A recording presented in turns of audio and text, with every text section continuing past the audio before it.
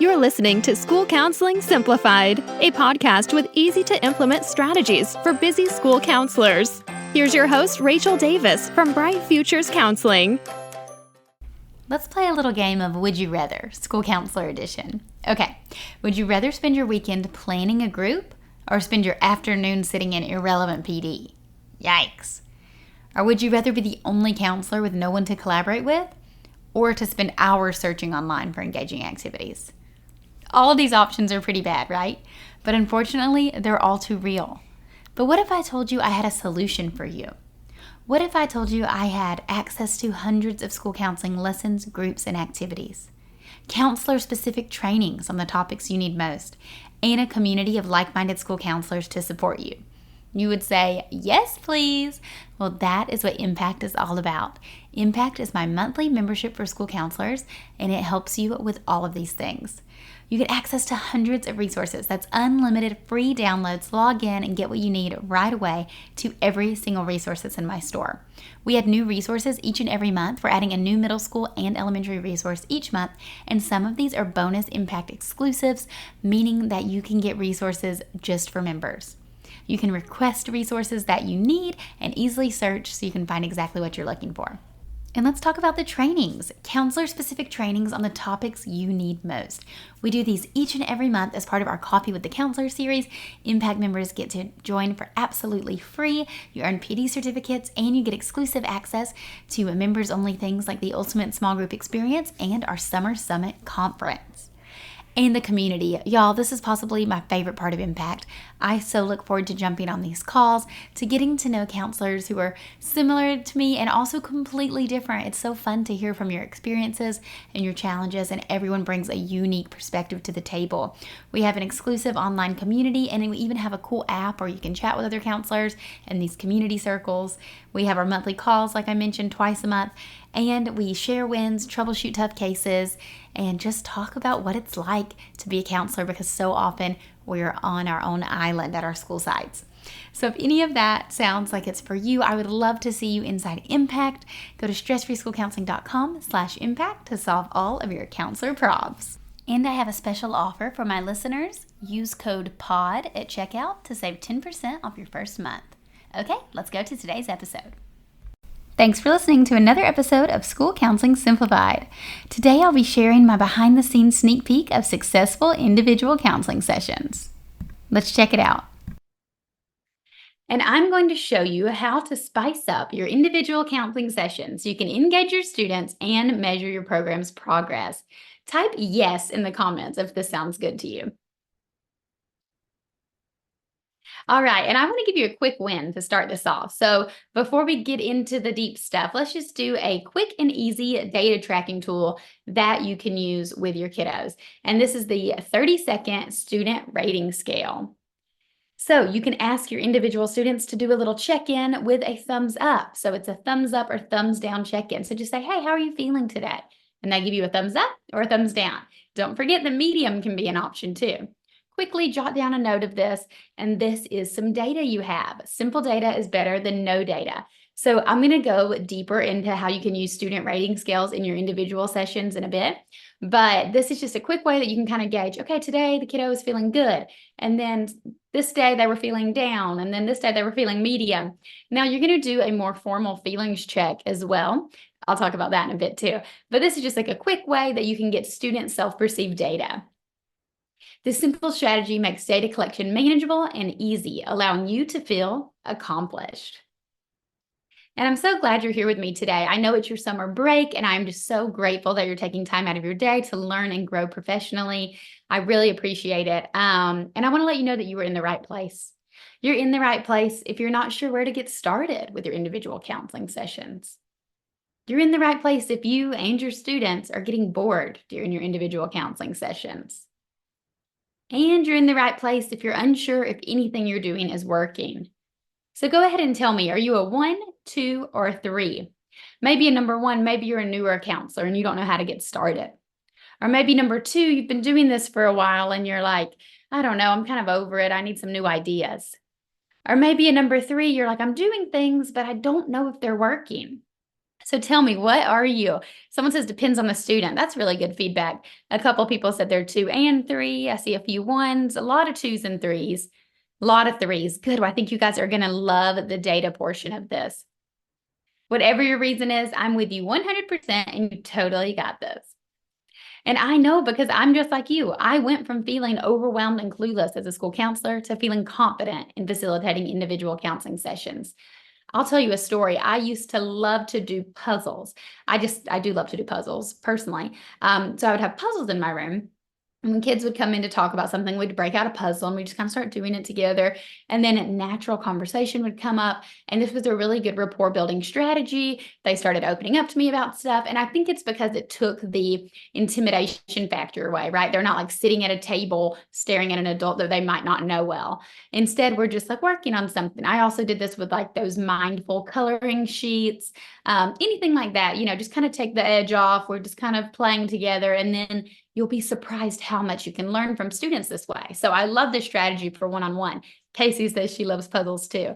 But so I was feeling confident. I was like, oh my gosh, this is working. I'm like really helping these kiddos. I'm seeing some progress. Like we're really bonding through the puzzles.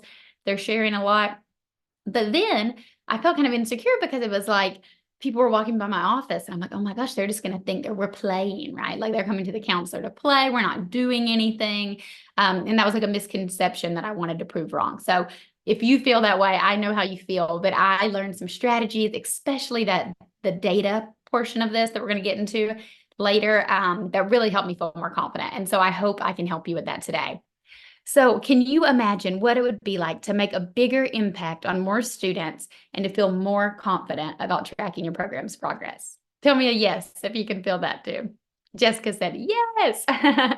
Absolutely. Well, learning the ins and outs of individual counseling curriculum and data tracking is the solution to impacting more students and improving your counseling program. So I'm going to take you behind the scenes on how you can increase your confidence in those individual counseling sessions. I'm going to start by telling you the purpose behind doing individual counseling sessions, followed by how to engage your students during the individual counseling curriculum, then how you can use that data to track your program's progress. Then I'll be sharing some more resources to help save you time, and we'll wrap it up with a live Q&A.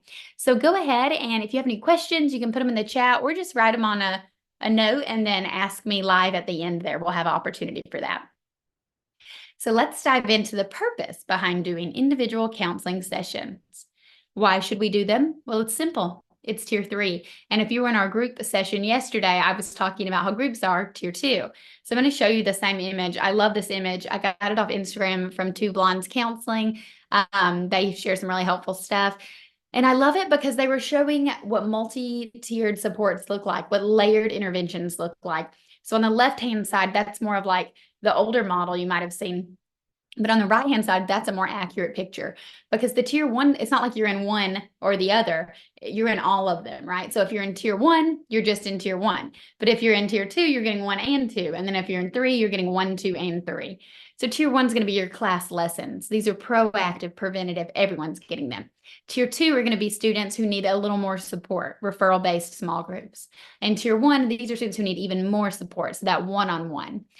They need something different and more intensive than a small group or a class lesson can offer. These are your highest need kiddos. And how can you find these tier 3 students? Well, through referrals. So referrals are the best way to find students for your individual counseling sessions. And believe me, you're not going to have any trouble finding them. I remember when I was a new counselor, I was like so eager to get started. I was like, okay, who can I see? But you don't need to go scouting for kiddos because the referrals are going to start piling in. Believe me, they're going to say, can you see this kid? Can you see this kid? Can you see this kid? So parents, teachers, maybe even students themselves will be referring students to counseling services. Now, another thing you can do is look at previous counseling. So if they were in a group before and we notice based on the data that they need some more support, then maybe you'll see them individually. You're going to move them up a rung on the tiers. Or if they've already been in individual counseling, but you still think they need more support, and you're not seeing a lot of progress, you might want to continue it. But I do always advise to be a little wary. You want to switch up your approach. We're not here just to like meet with students every week for the whole school year. We're not trying to make kids like codependent. So I want to know which part of individual counseling is most challenging for you. Let me know. Is it gathering referrals, figuring out who to see, number one. Number two, scheduling the students. Or number three, planning the sessions. Oh, good. I'm seeing a lot of threes, and I'm so glad because that's what we're about to deep dive in. Twos and threes, data collection, threes. Okay, awesome. So let's talk about how to engage students using individual counseling curriculum. Now, like I said, I used to do my puzzles, still love puzzles, nothing wrong with puzzles, but it's nice to have like a plan as well, kind of like an outline that's research-based, data-driven, and standards-aligned. So that's what I'm going to help you develop here. And I'm here to give you some really concrete examples. So my hope is that through this part of the presentation, you can jot down ideas or screenshot or whatever and be like, oh my gosh, I'm going to do this year. That's a great idea. I'm going to do this year. I'm trying to give you tangible ideas you can use this school year. So let's get started. How we can do this is to provide a variety of fun and helpful activities. We know kids are most engaged when it's a fun, memorable, exciting activity. So I think putting in the effort really makes a difference, and then you're going to be more likely to see results and help more students. So 3 things you want to consider: building rapport, digging deep, and reflecting.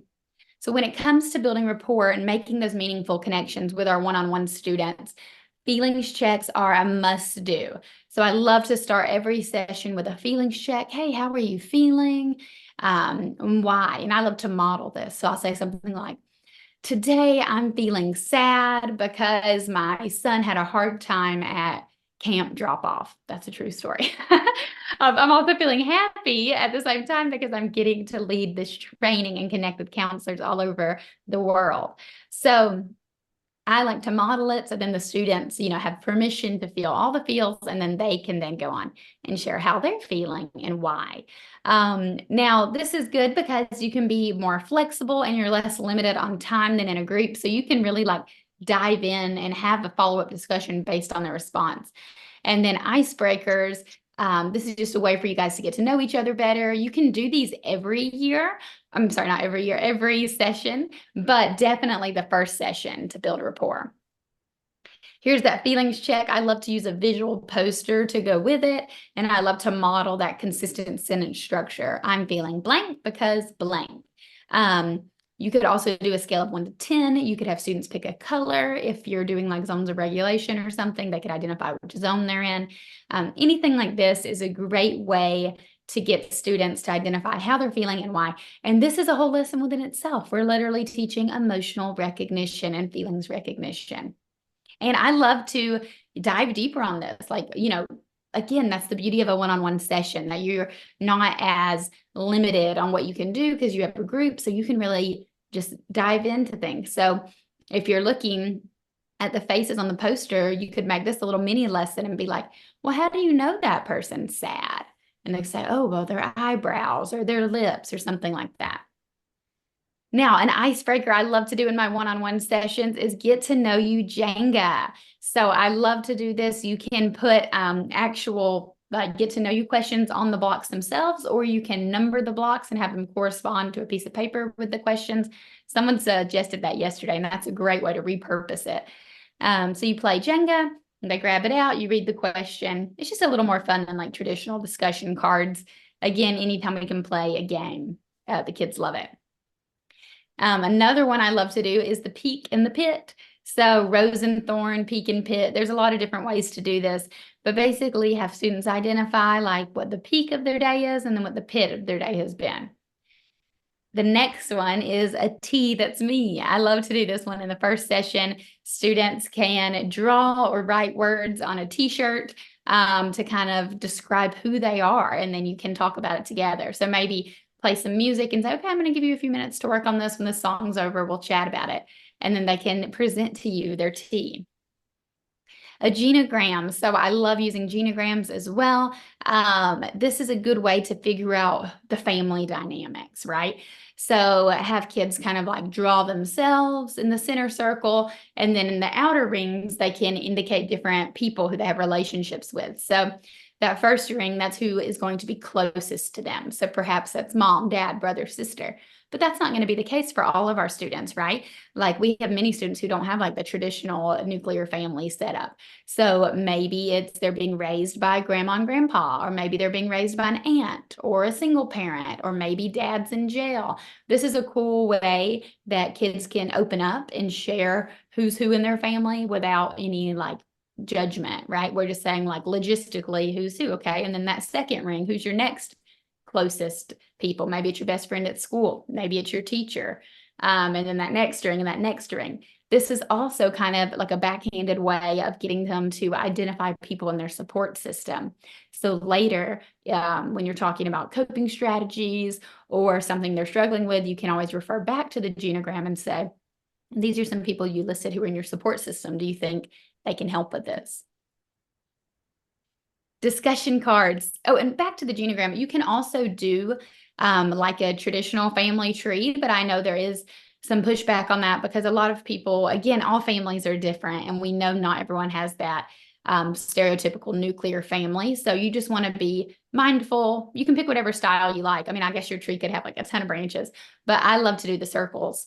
I just find it like an easy way to do that. And discussion cards. So kind of like the get to know you Jenga. Discussion card, that's a simple way to do.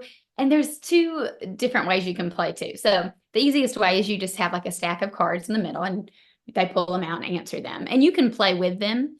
Like in a group, you would have multiple students discussing, but sometimes it's kind of awkward if it's one-on-one and they're just answering all the questions like an interview. So you could share. You don't want to overshare, obviously, but you could share some examples to kind of get them inspired. But another thing you could do is use a pair of dice. So they roll the dice, different numbers correspond to different cards, or playing cards. Like, okay, we're going to play a game of like war, go fish or something. And then when certain numbers come up, they correspond to certain discussion cards. Now, after you build rapport via feelings check and icebreakers, this is where you dig deep into areas of needs. So this is the part I'm so excited to share with you guys. I'm going to tell you how you can use a variety of games and activities to engage your students. So you're going to introduce and reinforce concepts. And like I said earlier, students learn best when they're engaged. So if we can make it memorable and personable, I think that's when we see the best results. And make it fun for you too. Because I know for myself, if I am unprepared and I'm using like a dull lesson or activity, I'm just like not as into it. So yeah, it's your job. Make it fun. Pick fun activities. You know how it is when you have a cool lesson to do and you're all excited about it, and that comes across to the students as well.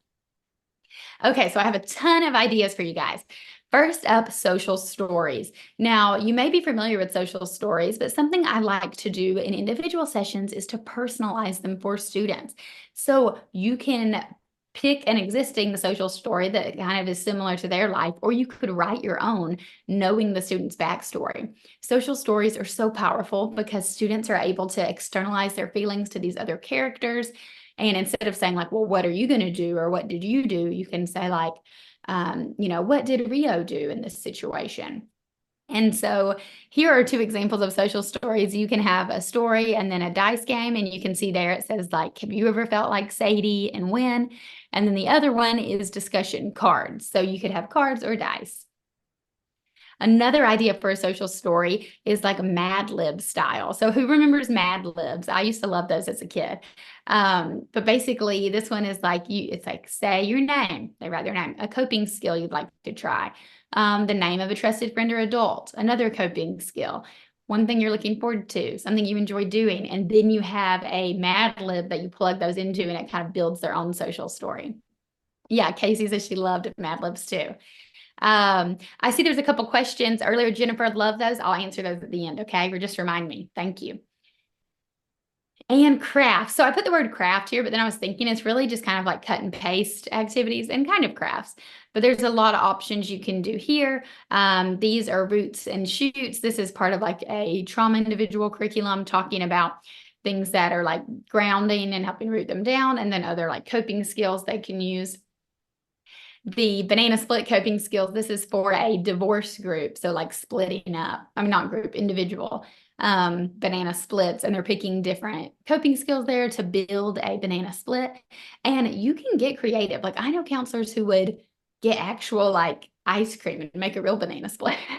Seriously, like you can get as creative as you want. I've seen people do that when they do like friendship soup and stuff like that as well. And then on the right-hand side there, that's also from the divorce individual. And it's like a living arrangements calendar because it's helping them kind of cut and paste. Okay, what nights am I going to be at mom's? What nights am I going to be at dad's? Just working on that together through an activity or craft. These are from a self-control individual, talking about a social filter and how part of having self-control is having that social filter.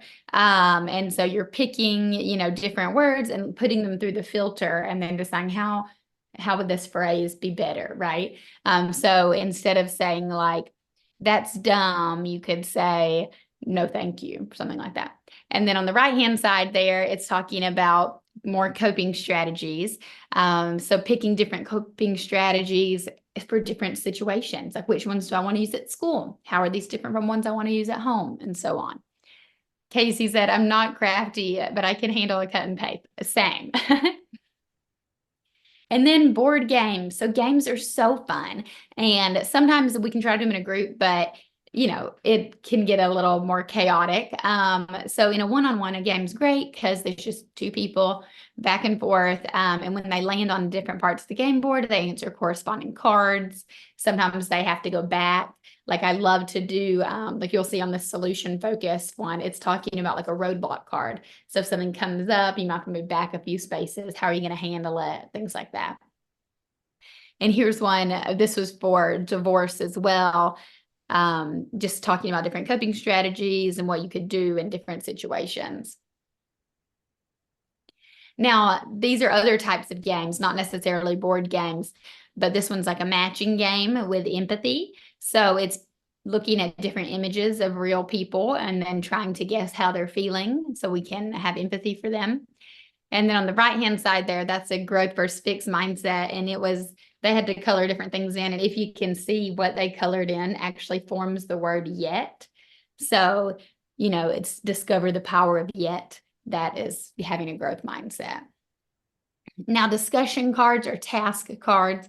We talked about discussion cards in terms of get to know you questions, but you can also have discussion cards specifically related to the topic.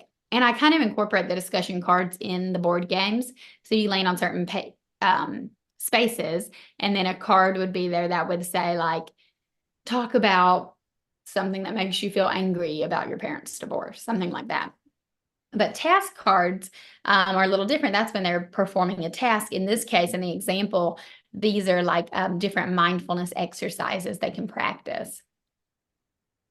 And then an art project, get out the crayons and all the craft supplies because you have the time and space to do this in the individual sessions. So I love to do an art project. This is like putting yourself in someone else's shoes in regards to empathy. Here's one of those coloring sheets, a mindful mandala coloring sheets.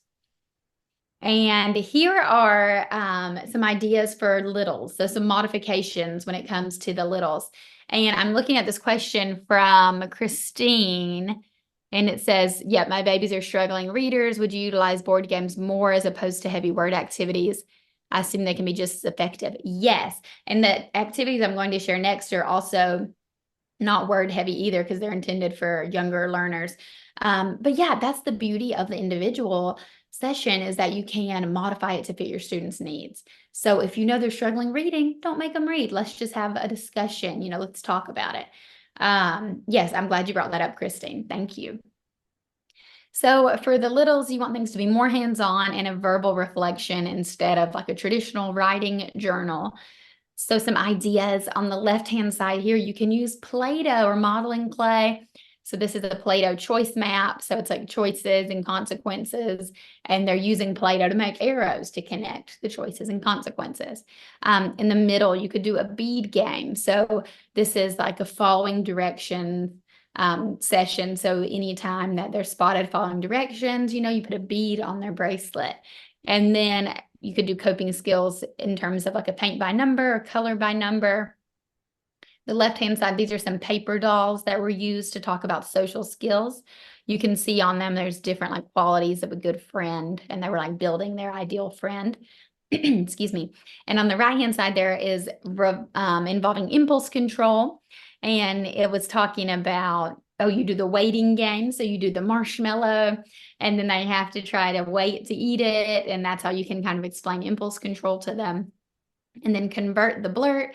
That's helping students from blurting out during a lesson. So you read a story as the counselor, you read it to the child, and then they start with 3 popsicle sticks. And then if they interrupt you, you take one away. And it's just kind of a visual way for them to realize how many times they're interrupting.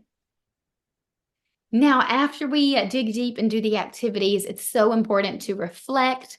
Now, reflecting is something that sometimes gets overlooked because we run out of time. Unfortunately, we only have like 20 minutes, maybe 30 minutes with the students. And so you might, in the activities, run long. And I don't know about you guys, but so often I'm like, oh gosh, we don't have time to finish. We'll finish this next week. Okay, see ya. And that happens, and that's okay. But it's really good if you can get intentional about adding in that reflection time at the end to journal and self-reflect. And the cool thing about individuals is you could do this almost like a flipped classroom style where they journal at home and then they bring it in and you guys can talk about it together. I had a 9th grader whose brother had passed away. It was tragic, like drug overdose. And I met with her for grief, but she had a really hard time like talking about it during the sessions in person. So she would journal at home and then she would bring me her journal to read at school. So that's an option as well. Use journals to prompt students to self-reflect. So there's 2, I'm going to show you a lot of different options here, but they can be open-ended or fill in the blank. And for kids who struggle with writing, obviously we're at school, we want to help them write. So we're always encouraging writing opportunities. But if it's where it's not going to get done because the writing's too difficult, then that's where I like to recommend a verbal reflection. So you can kind of interview them, ask them the questions that would be the journal prompt and just listen to what they say. And like I said, writing at home for sensitive topics. So here are some examples of journals, like a more visual one versus a more traditional one.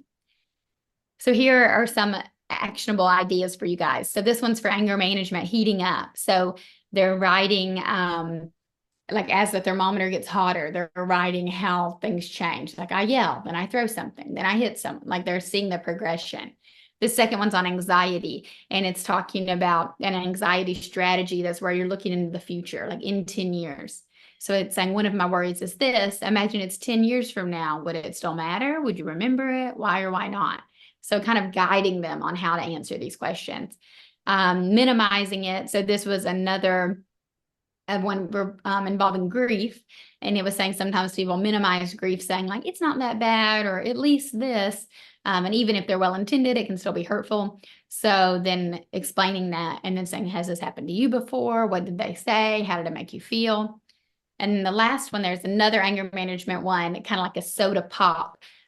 This is a fun activity you can do too, where you get the soda bottle and they talk about, as they get angry, it shakes once, and then it shakes twice, and then it shakes 3 times. And then, you take off the lid and it explodes. So talking about kind of like heating up, how your bottle gets more agitated as different things happen. And some other examples. So the left-hand side here, this one is there's some thought bubbles, identifying how you feel in the body during different things. The middle is a think sheet. So again, you're prompting them like sentence stems. And the last one there is for growth mindset, like talking the visual of like climbing a peak. And so how does this help impact more students? We're always talking about how can we impact more students? Well, by using these engaging icebreakers, activities, and journals, students can really understand their concepts and reach their counseling goals. So this allows you to feel confident that not only are your sessions fun, but purposeful. And this is what's so important, right? Because like I said earlier with the puzzles, I knew things were working, but this makes me feel like it's more purposeful and concrete. They're in the hallway running. I think mute you there. So what part of individual counseling do you want to improve the most? Let me know. Number 1, your icebreakers. Number 2, your games and activities. Or number 3, your journals. Casey says journals. Kayla said all of them. I'm seeing a lot of 3s and 2s. Pal said all games and activities, 3s, 2s. Yeah, absolutely. I saw a question up here too. I'll try to answer. Lanier said, been an early childhood educator for 22 years. Wow, that's amazing. It's her first year as a school counselor for preschool and kindergarten. Would I be able to use your resources for these 2 grade levels? Yeah, and I'm going to talk a little bit more in a bit about how you can access my resources, but I do have resources specifically for these primary grades because I used to work with them too. I'm seeing a lot of alls. Everyone's like, I want to improve all of them. I love it. So some more tips when it comes to engaging students during those individual sessions.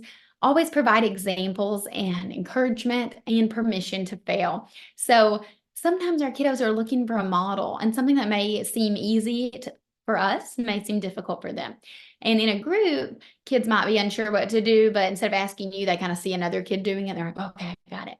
But in one-on-one, it's just you two. So it's important to provide clear examples. And like, if you didn't understand, let me know. Encouragement, and again, that permission to fail. And prepare the session materials in advance. This makes you feel more confident, and students can sense your excitement. It looks like Casey's asking a question about data tracking, and that's exactly what we're getting into. How to use individual counseling data to track your program's progress. And why we want to do this is because clarity brings improvement. We don't want to be guessing in the dark about what to do. We want to have data-driven decisions. So we want to know, okay, well, based on the data, I need to do this. And that's what I'm going to show you how to do. So there's 3 types of data tools that you can use in your individual counseling sessions. And if you were here yesterday for groups, I talked about 2 of these. So this will be a good refresher. But another one is specific for individual. And that's the student rating scale. So a student rating scale is a type of self-reported student data. Now, in the beginning, I was talking about how you can do like a thumbs up, thumbs down, very simple rating scale. We're just trying to see how a student's mood is changing over the course of your sessions. So you're going to do this at the beginning of each session and pair it with a feelings check. And then you can get creative with the images, and I'm going to show you a few examples. So on the left-hand side here, this is for a growth mindset. So I did a tree, and it's like on a scale of 1 to 10, what best describes your growth mindset today? Be honest, there's no right or wrong answer. So maybe they're feeling like, oh, I took this test and I didn't know anything, but I had a super growth mindset about it. They're going to color the whole tree. But maybe one day they're feeling kind of low. The second one is about grief. I like to do the grief one. The third one is also about grief, but more visual. And grief, it's so important to tell them that it's like a roller coaster, right? Like you're going to have good days and you're going to have bad days, and they're not meant to be progressively easier. I think we all wish that would happen, but that's not really how it goes. So it's kind of giving them permission and letting them know this is okay. We're just observing the feeling. It's not wrong or bad or needs to be fixed. We're just observing it. And then self-assessment. So these are another type of self-reported student data, but these are more formal. Now you're going to do this during the first session and during the last session. And this is the self-perceived understanding of specific topics that you'll teach, and you're going to build them around session objectives. So let me show you what that looks like. Here's the growth mindset one. So when you are planning your individual sessions, you want to have a purpose, right? And then you want to measure if it's working, so you know next steps. So, for example, these are the different sessions. You can see the self-assessment statements that match the different objectives. So in session 1, the objective may be something like to define growth mindset. So on your self-assessment, you know that in session 1, you're going to teach that, and you're going to do an activity to teach that.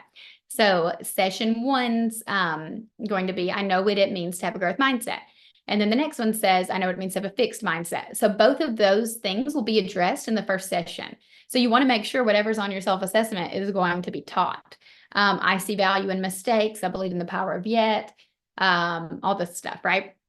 So they're going to document their answers, no right or wrong answers, and then they'll have the exact same self-assessment after your sessions have concluded. So at the end of 6 weeks or the end of 8 weeks, and then they're going to document those, and then you can compare and see, okay, before they didn't know something, but now they do, so they improved.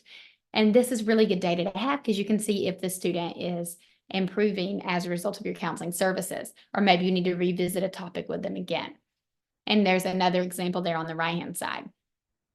You can do yes or no, or yes, maybe no. Digital is a great way to do these. If you have Google Forms, set those up. The kids can just put them in, and then it tracks all the data for you. And then later you can click the responses tab and kind of screenshot the graphs it gives you and use those in like an end of the year report or on a data wall. So the student rating scales and the self-assessments, I have a Venn diagram for you here because they have that overlap in the sense that they're both student perceived self-reported student data, but they're different in the sense that the rating scale you're doing in every session, and the self-assessment you're only doing in the first and last session.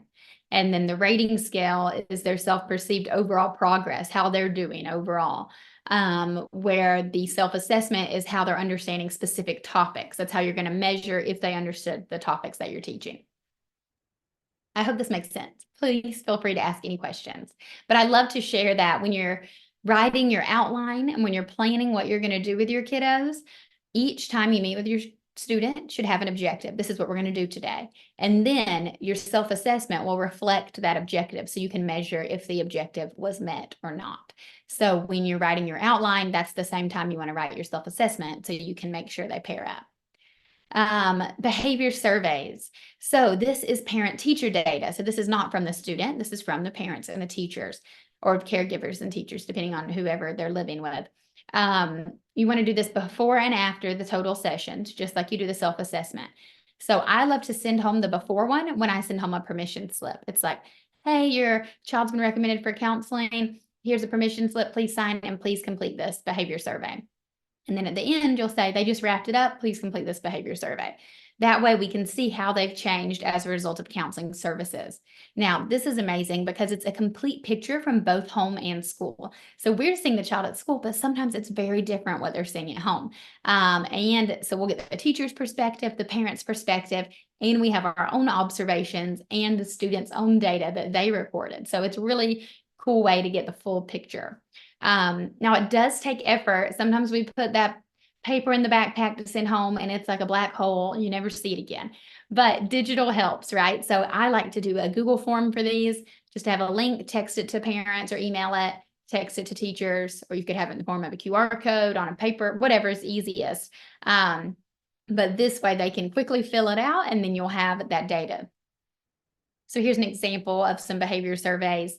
They're going to range from never, rarely, sometimes, often to almost always. And then this one is for self-regulation. So some of the things to measure would be like requests for help appropriately, is able to identify how they're feeling, is able to maintain composure until appropriate time, things like that. So we want to see if they changed, hopefully positively, as a result of your counseling services. But the cool thing about data is even if it was not a positive change, even if they're doing the same or worse, that's still good information to have. And then we can make an informed decision, a data-driven decision. We can say, do they need more counseling? Should we put them in a group as well as individual? Should we refer out? All of that stuff. Here's a digital version. And then I kind of got ahead of myself, but you're thinking, now I have the data, now what? So here's what you're going to do with it. Determine next steps for students, which I just gave some examples of, or use a data wall and the end of the year report as advocacy tools. Now, I love to do this. An end of the year report is going to be more formal. You're going to do this once a year at the end of the year to kind of showcase everything that your program's done, number of students you've seen, student progress, things like that. And then on the right-hand side, that's a picture on the Google Forms. If you're collecting anything digitally, and you click that response or results tab. What does it say? I can't see it. Responses. It will auto-populate these beautiful pie graphs, and then you can screenshot them, print them out, and throw those puppies on a data wall. A data wall is just like a bulletin board to put in the hallway or in a high traffic area to show off what your program's up to. So it's a great way to advocate for your role and show a need for your program.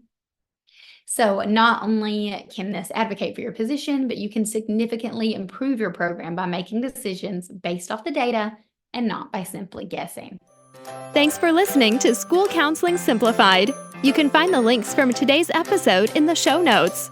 If you'd like to connect with Rachel, she's on Instagram and Teachers Pay Teachers at Bright Futures Counseling. Be sure to subscribe to the podcast so you don't miss any episodes of School Counseling Simplified. Talk to you next week.